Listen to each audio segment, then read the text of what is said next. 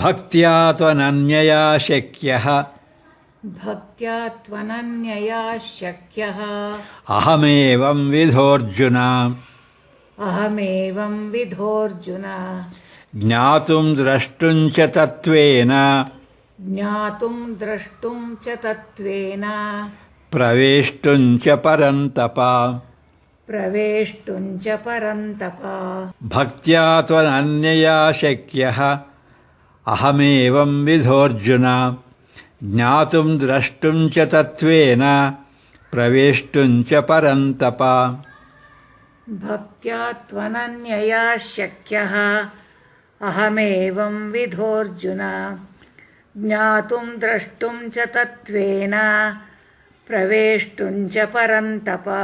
Arjuna,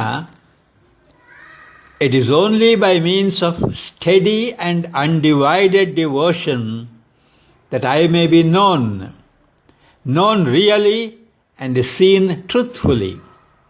It is also possible for such a devotee to enter and get united with me.